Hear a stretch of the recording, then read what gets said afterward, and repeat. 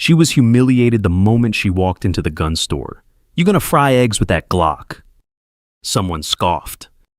Rachel wore a faded jacket, worn-out shoes, and had no license or military tags. A clerk lifted the gun mockingly. "Know how to turn the safety off, chef." She didn't answer. She calmly disassembled the entire Glock one-handed in 4 seconds, then placed it back on the counter, barrels off by 0. 4 mm. Round loaded backward. By then, no one was laughing anymore. The gun store sat on a dusty strip just off the highway, its neon sign flickering against the late afternoon sun. Inside, the air was thick with the tang of gun oil and the faint buzz of a radio spitting out twangy guitar riffs. Glass cases lined the walls, filled with pistols and rifles that caught the light like polished silver. Rachel stood near the entrance, her canvas bag slung loose over her shoulder, her dark hair pulled back in a messy ponytail. Her faded green jacket hung off her frame, and her sneakers left faint scuff marks on the linoleum. She didn't look rich, didn't look tough, didn't look like anything but someone who'd wandered into the wrong place. The 3 clerks behind the counter, Tyler skinny with a permanent smirk, Jake lanky with a lip ring, and Nate sporting a fake tan and a gold chain, clocked her in an instant. Tyler leaned forward of his elbows on the counter. "Lady, you lost." "Bakery's 2 doors down," he said, his voice carrying across the shop. A couple of customers, a burly guy in a camouflage hat, and a woman with a shiny designer purse, snickered their eyes, raking over Rachel like she was a smudge on their windshield. The shop owner, a heavyset man with a gray beard and a scowl, didn't bother looking up from his ledger. "These ain't toys, sweetheart," he muttered, his pen scratching loudly. A teenage girl, maybe 16, hovered near a rack of cleaning kits, her phone half hidden in her hand as she filmed the scene. She wore a cropped hoodie and had a glittery keychain dangling from her jeans, the kind that screamed she cared about her Instagram aesthetic. She nudged her friend, a boy with braces and a backward cap, and whispered, "Check this out. She's gonna crash and burn." The boy grinned, his braces catching the light, and added, "Bet she doesn't even know what a Glock is." Their giggles spread like a spark, egging Tyler on. He picked up a random pistol from the case, twirling it like a prop. "Hey, miss this more your speed. Or you here to buy a water gun." The teenage girl snorted, her phone still recording, her thumbs already tapping out a caption. Rachel's eyes flicked to her for a split second, registering the phone, but she didn't react. She stepped closer to the counter, her movements slow, like she was counting her steps, and pointed to a Glock 19 on the wall. "I'd like to try that one," she said, her voice soft but clear, like she was asking for a glass of water. The owner slammed his ledger shut, his scowl deepening. "You even know where the safety is," he said, his tone thick with condescension. "Hey, before we keep going, can you do me a quick favor? Grab your phone, hit that like button, drop a comment about what this story's stirring up in you, and subscribe to the channel. Stories like Rachel's hit deep, and sharing them keeps us connected." "All right, let's dive back in." The shop crackled with a mean kind of energy, like a crowd smelling blood. Rachel picked up the Glock 19. The owner slid across the counter, her fingers wrapping around it with a quiet ease. She held it for a moment, testing its balance, then without a word released, the safety checked the chamber, and field stripped the slide, all with her left hand. Her right hand stayed at her side, still as stone. 4 seconds. The pieces lay neatly on the counter, each one aligned like a surgeon's tools. She nudged the barrel slightly. "Chambers off by 0. 4 millimeters, she said, her voice calm like she was noting a loose thread on her jacket. The room went silent, the kind of silence where you hear someone's breath hitch. Jake's lip ring twitched. Nate's gold chain glinted as he shifted his weight. The woman with the purse froze her phone halfway to her face. The burly guy in the camo hat muttered, "What in the hell?" A retired vet perched on a stool by the ammo display with a thermos of coffee leaned forward, his eyes narrowing. "That's no hobbyist move," he said, his voice rough but steady. "That's operative training. High level." The owner's hands fumbled with a rag, his scowl faltering. "Lucky move," he grunted, but his eyes lingered on the disassembled gun. A man in a faded work jacket, his hands stained with motor oil, stood near the entrance clutching a small paper bag of gun cleaning supplies. He was a mechanic, probably from the auto shop across the street, with a tired slouch and eyes that had seen long shifts. He shook his head slowly, his voice gruff but loud enough to carry. "Come on, lady, you're wasting everyone's time," he said, his words heavy with irritation. "This ain't a place for showboating. Go play your tricks somewhere else." The crowd murmured, some nodding their laughter replaced by a shared annoyance. The teenage girl angled her phone to catch the mechanic's words, her glittery keychain swaying.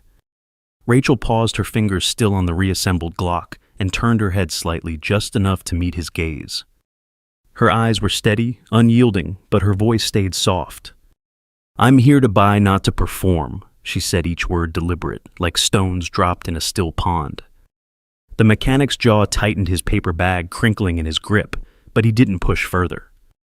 The room buzzed with a new kind of tension, the crowd's judgment sharpening like a blade. The teenage girl by the cleaning kit stopped filming, her glittery keychain swinging as she leaned toward her friend. "Okay, that was weird," she whispered, her voice a mix of awe and suspicion.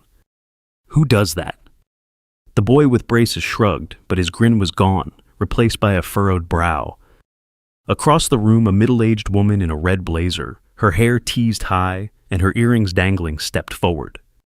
She was the kind of person who always had an opinion and a business card to back it up, probably sold real estate or ran a boutique. She clutched a sleek leather planner, her nails painted coral, and tilted her head at Rachel. "Sweetie, that was a neat trick, but let's be real," she said, her voice syrupy but sharp. "You don't belong in a place like this. Why don't you stick to something safer, like knitting?" The crowd tittered, the tension easing as they latched onto her words. Tyler smirked again, sensing the tide turning back in his favor. Rachel didn't look at the woman. She slid the Glock's pieces back together, her fingers moving like they were threading a needle, and set the gun down with a soft click. "I'm here to buy, not to chat," she said, her tone flat but firm, like a door closing. The woman in the red blazer blinked, her planner tightening in her grip, but she didn't push further. The mood shifted, but not everyone was ready to let it go. A young guy in a leather jacket, mid-20s, with a flashy watch and a sneer that screamed he cared too much about looking cool, pushed off a display of holsters. He'd been scrolling on his phone, half ignoring the scene, but now he saw his chance to take center stage. "All right, that was cute," he said, loud enough to draw every eye. "But if you're such a pro, let's see you shoot. Got the guts to back it up, or are you just here to play mechanic?" The crowd stirred, some nodding, others grinning like they were at a cage match. Rachel looked at him, her gray eyes steady, her expression blank as a blank page. She nodded once. "Sure," she said, and the simplicity of it made the leather jacket guy's sneer flicker. The owner pointed to a door at the back. "Range is that way," he said, his voice dripping with sarcasm. "Unless you're scared of a little recoil." The laughter came back sharp and jagged. Rachel walked to the display case, her eyes scanning rows of shiny automatics, then stopped at an old Colt revolver, its grip worn smooth, its finish dulled by time. She tapped the glass. "That one," she said. The room erupted. A revolver. Tyler hooted. "What, you afraid of the new stuff?" The woman with the purse whispered to her friend, "She's gonna miss the whole damn board." Rachel's voice cut through, soft but clear. "Modern guns don't matter. A steady breath does." Before she headed to the range, a burly man in a flannel shirt, his beard flecked with gray, stepped out from behind a rack of tactical vests. He was a regular, the kind who spent hours debating calibers and always carried a pocket knife. His boots thudded on the floor as he planted himself in Rachel's path, his arms crossed tight. "Look, lady, I don't know what game you're playing, but this ain't a circus," he said, his voice low and gruff like he was scolding a kid. "You're making us all look stupid waltzing in here like you own the place. Go home." The crowd murmured, some nodding in agreement, their earlier laughter replaced by a harder edge. The teenage girl started filming again, her phone angled to catch the confrontation. Rachel met the man's gaze, her eyes unblinking, and tilted her head slightly like she was studying him. She adjusted her bag on her shoulder, the canvas rustling softly, and said, "I'm not here to make anyone look anything." Her voice was quiet, but it carried a weight that made the man's jaw tighten. He stepped aside, muttering under his breath, but the tension in the room coiled tighter, like a spring about to snap.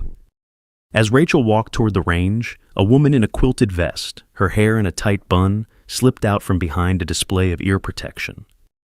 She was in her late 40s with the stern look of a school principal who never smiled. Her purse was practical, her shoes sensible, and her voice carried the kind of authority that made people flinch. "Excuse me, young lady," she said, stepping into Rachel's path, her hands clasped tightly. "This is a serious establishment, not a playground for amateurs. You're disrespecting everyone here with your little act." The crowd nodded their murmurs, growing louder, feeding off her indignation. The boy with braces whispered to the teenage girl, "She's toast now." Rachel stopped, her hand resting lightly on the Colt's case, and turned to face the woman. Her expression didn't change, but her fingers tapped once on the glass, a small, deliberate motion. "I'm not acting," she said, her voice low and even like a calm before a storm. The woman in the quilted vest opened her mouth to reply, but Rachel turned away, her sneakers silent on the floor, leaving the woman's words hanging unanswered. The crowd's murmurs turned to whispers, some uneasy, others angry, as Rachel pushed open the range door. The indoor range was a long concrete tunnel, its walls pocked with years of stray shots. The air smelled of gunpowder and damp stone, and a single bulb flickered overhead, casting shadows on the floor. The crowd piled into the observation area, their phones out ready to record Rachel's failure. Rachel stood at the firing line, the Colt in her hands, her posture relaxed but solid like a tree rooted deep. The target was 25 yards out, a black silhouette curling at the edges. The leather jacket guy leaned against the wall, his flashy watch glinting. "Go on, Annie Oakley," he called, his voice thick with mockery. "Show us what you got." The burly guy in the camo hat nudged the person next to him, chuckling. $10, she doesn't hit the paper." Rachel loaded the revolver, 5 rounds each one, sliding in with a soft click, then raised the gun, her eyes narrowing slightly. Her chest rose once slow and deep, then fell. 5 shots, 1 per second. No hesitation, no recoil. The range echoed with the final crack, then went silent. The clerk, a lanky guy with a ponytail and a faded Metallica shirt, pulled the target back. 5 bullet holes, each punched clean through the center, overlapping so tight you could cover them with a quarter. The clerk's pen hit the floor. Tyler's jaw dropped. The woman with the purse gasped, her phone shaking. As Rachel set the Colt down, the teenage girl in the cropped hoodie pushed to the front of the observation area, her glittery keychain jingling. Her eyes were wide, but her mouth twisted into a smirk like she was trying to hide her shock. "Okay, that was insane," she said, her voice loud and performative, aimed at her friend but meant for the crowd. "But like anyone can get lucky once, right? Bet she can't do it again." The boy with braces nodded, eager to keep the vibe going, and called out, "Yeah, do it blindfolded or something." The crowd laughed, some clapping their earlier awe turning back into a challenge. Rachel turned slightly, her eyes landing on the girl, and for a moment the room felt smaller, like the air had been sucked out. She reached into her bag, pulled out a plain black bandana, and tied it over her left eye, her fingers moving with the same quiet precision as before. "Same target," she said, her voice barely above a whisper. The laughter died. She loaded 5 more rounds, raised the Colt, and fired 5 shots, 1 per second. The clerk pulled the target back again. 5 new holes, each one slicing through the same tight cluster. The girl's phone slipped from her hand, clattering on the concrete, and she didn't move to pick it up. Rachel removed the bandana, folding it neatly before tucking it back into her bag. She turned to the owner, who stood frozen in the doorway, his rag twisted into a knot. "I'll take 2 boxes of 9mm and a left eye patch," she said, her voice as calm as if she just ordered coffee. The crowd parted as she walked back to the main shop, their eyes following her, some with awe, others with a flicker of fear. The leather jacket guy tried to laugh, but it came out like a choke. "Dumb luck," he muttered, though no one echoed him. The retired vet still on his stool watched her closely, his thermos forgotten. He leaned toward the burly guy in the camo hat and whispered, "I've seen that stance before. Border post, K-219 10 years back. She was the one who got us out." The burly guy shook his head, his voice low. "No way. Her? She's nobody." The owner's sweat beading on his brow snapped. No ID, no records, no proof. Just a show-off. But his voice cracked and his eyes kept darting to Rachel as she counted out cash. A wiry man in a denim vest, his arms covered in faded tattoos, had been quiet until now, leaning against a display of scopes. He was the kind of guy who didn't talk much, but always had a story about back in the day. He stepped forward, his boots creaking, and pointed a gnarled finger at Rachel. "You think you're hot stuff, huh?" he said, his voice raspy, like he'd smoked too many cigarettes. "I knew girls like you in the service, always trying to prove something, always causing trouble. You're just stirring up drama for attention." The crowd shifted some, nodding their earlier unease, turning back to judgment. The woman in the red blazer clutched her planner tighter, her coral nails gleaming, and added, "Exactly. This isn't a stage, honey." Rachel didn't look at them. She zipped her bag closed, the sound sharp in the quiet room, and said, "I'm not here for your approval." Her voice was low, but it carried a steel that made the wiry man's finger drop. He muttered something about disrespect and turned away, but the crowd's murmurs grew louder like a storm gathering strength. The tension was thick now, the shop feeling smaller like the walls were closing in. Rachel stood at the counter, her fingers steady as she paid for her ammo. A woman in a floral scarf, her glasses perched low on her nose, had been watching from the sidelines, clutching a small purse like it was a shield. She was older, maybe 60, with the look of someone who went to church every Sunday and never missed a bake sale. She cleared her throat, her voice trembling but loud. "Young lady, you're scaring people," she said, her glasses slipping further. "All this gunplay acting like you're above us, it's not right. You should be ashamed showing off like that." The crowd nodded their judgment, settling like dust.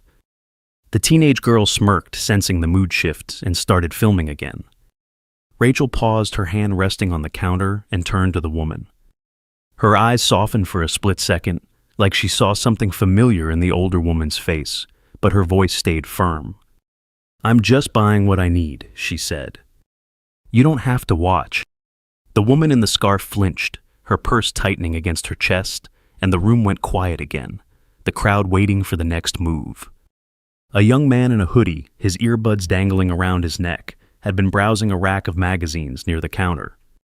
He was lean with a restless energy, the kind of guy who always had a side hustle and a chip on his shoulder. He turned to Rachel, his voice sharp and accusing. "You're making a fool out of everyone here," he said, his hands stuffed deep in his pockets. "What's your deal? You come in here, act all mysterious, and expect us to bow down. Get real." The crowd murmured, some clapping lightly, their earlier shock turning to resentment. The woman in the quilted vest nodded approvingly, her bun tight as ever. Rachel didn't flinch. She slid her cash across the counter, her movements slow and precise, and said, "I don't expect anything from you." Her voice was quiet, but it cut through the noise like a knife, leaving the young man blinking, his earbuds swinging slightly. The crowd's murmurs faltered, and a few people shifted uncomfortably, caught off guard by the weight of her words. A man in a crisp police uniform pushed through the door, his badge gleaming under the lights. He was tall, with a buzz cut and a strut that screamed authority. "Hold up," he said, raising a hand like he was directing traffic. "A woman like you pulling stunts like that? I don't buy it. Where's your license? Military records? You ever competed professionally?" His voice was loud, accusing like he was in a courtroom. The crowd leaned in, eager for drama. Rachel didn't look up. She slung her bag over her shoulder, her movements deliberate, and turned to face him. "I don't need to show you anything," she said, her voice low but sharp like a blade sliding free. The cop's face reddened. You don't get to act like a hotshot and expect us to clap, he snapped. Who are you? The room held its breath, waiting for her to crack to explain herself. She didn't. She looked at him, her gray eyes steady, and said, You wouldn't believe me if I told you. The retired vet stood up, his hands shaking. He took a step forward, his voice hoarse. She's the one, he said loud enough for all to hear. Border Post K-219. I was there. She saved my unit. Single-handed, no backup. The crowd turned to him, some scoffing, others frowning. The owner waved a hand. Old man, you're seeing ghosts. That's a story. But the vet's eyes were locked on Rachel, and for the first time, she glanced at him. Her hand paused on her bag, her fingers tightening, and a shadow crossed her face. Something heavy like a door creaking open to a room she'd locked long ago. The moment passed, and she turned back to the counter. The cop wasn't done. He stepped closer, his voice rising. If you're such a big deal, why you dress like that? Why no tags, no proof? You're playing games? Rachel started for the door, her sneakers silent on the floor. As she reached the exit, a young woman in a barista apron, her hair dyed blue and her nose pierced, slipped in from the street carrying a tray of coffee cups. She'd been delivering to the shop next door and caught the tail end of the scene. Her eyes widened at the crowd, then narrowed at Rachel. Oh, great, another wannabe tough guy, she said, her voice dripping with sarcasm. What's next? You gonna juggle the guns too? The crowd laughed, the tension breaking like a wave. The barista set the tray down, her hands on her hips, and added, Seriously, why do people like you always gotta make a scene? Rachel stopped her hand on the doorframe and turned slightly. She looked at the barista, her gaze steady but not unkind, and said, I didn't ask for an audience. The barista's smirk faltered, her hands dropping to her sides, and the laughter died out, leaving an uneasy silence. Rachel pushed the door open, but before she could step out, the shop's window darkened. A black SUV pulled into the gravel lot, its tires crunching loud enough to stop every conversation. Two men in dark suits stepped out, their faces blank, their movements sharp. They pushed through the door, ignoring the crowd, and walked straight to Rachel. Without a word, they stood at attention, one holding out a sealed envelope. Recall order, the taller one said, his voice flat. Department of Defense. The room froze. Tyler's mouth fell open. The woman with the purse clutched her friend's arm. The cop took a step back, his badge looking small. Rachel took the envelope, opened it, and scanned the sheet inside. She nodded. I'll leave in 10 minutes, she said. Just need to grab some extra mags. The men didn't move, didn't blink. The owner stammered, a recall. What does that mean? No one answered. Rachel paid for her magazines, her hands steady, and walked to the ammo display. Just before Rachel reached the ammo shelves, a man in a tailored blazer, his hair slicked back, and his watch worth more than most people's cars, stepped forward from the crowd. He was a gun collector, the kind who bragged about his private range and his connections at the country club. His voice was smooth, almost charming, but his eyes were cold. You know, I've seen a lot of posers in my time, he said, adjusting his cufflinks. But you take the cake. All this theatrics, and for what? To impress a bunch of nobodies. The crowd chuckled some, nodding their earlier shock, giving way to his polished disdain. The young man in the hoodie smirked, sensing a new leader in the room. Rachel turned slightly, her bag still on her shoulder, and looked at the man. Her fingers brushed the edge of an ammo box, pausing for a moment, then moved on. I'm not here to impress anyone, she said, her voice quiet but carrying an edge that made the man's cufflinks stop glinting as he froze. The crowd's chuckles faded, and the man in the blazer cleared his throat, but no words came. Rachel grabbed her ammo and moved on, leaving his confidence visibly shaken. The crowd watched in silence, the air heavy with questions. The leather jacket guy, his confidence gone, muttered, "This is a setup, right?" But his voice was weak. Rachel grabbed 2 boxes of 9mm, tucked them into her bag, and turned to leave. The cop, desperate to save face, raised his voice. If you're so lethal, why you walking around like a nobody? Why dress like that, act like nothing? Rachel stopped her hand on the door. She turned, looked at him for 2 seconds and said, "Do you even know what freedom means?" Her voice was quiet, but it hit like a hammer. "I spent 12 years making sure people like you could mock people like me in peace." The cop's face paled. The crowd shifted some, looking away, others staring at her like they were seeing her for the first time. A man in a faded trucker hat who'd been silent near the back spoke up, his voice trembling with anger. He was short, with calloused hands and a sunburned neck, the kind of guy who worked long hours and didn't trust easily. "That's a load of crap," he said, stepping forward. "You're just some liar spinning stories to look cool. People like you don't get to lecture us about freedom." The crowd murmured, some nodding, their earlier awe turning to resentment. The barista in the apron smirked, crossing her arms. Rachel didn't turn around. She adjusted her bag, the canvas rustling, and said over her shoulder, "Believe what you want. I'm done talking." Her words were soft, but they carried a finality that made the trucker hat guy's hands clench into fists. He opened his mouth to say more, but the retired vet shot him a look, and he backed off, muttering about damn show-offs. The SUV's engine hummed outside, a low reminder of what was coming. A murmur rippled through the shop. The burly guy in the camo hat whispered to the vet, "You heard of Operation White Decoy?" The vet nodded, his eyes on Rachel. "That was her," he said. "They erased her file after that. She's a ghost." Rachel didn't react. She stepped outside the SUV's engine, growling softly. The two men in suits followed their steps silent. The crowd watched through the window as she climbed into the vehicle, her faded jacket blending into the shadows. The SUV pulled away, leaving dust in the gravel lot. The shop was quiet, everyone processing what they'd seen. Then the owner's phone buzzed. He glanced at it, his face paling. "The cameras," he said, his voice hoarse. "All the street cameras, they're down. Disabled. Emergency order from C." The shop's security footage was checked 15 minutes later. Rachel's visit, her arrival, her shooting, her departure was gone.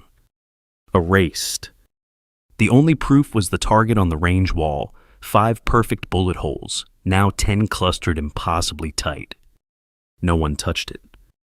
The leather jacket guy left, but by evening his social media was flooded with comments calling him out. A local blog picked it up, and his flashy watch became a meme. Tyler was fired the next day for recording against policy. The cop's name appeared in a department report flagged for unprofessional conduct.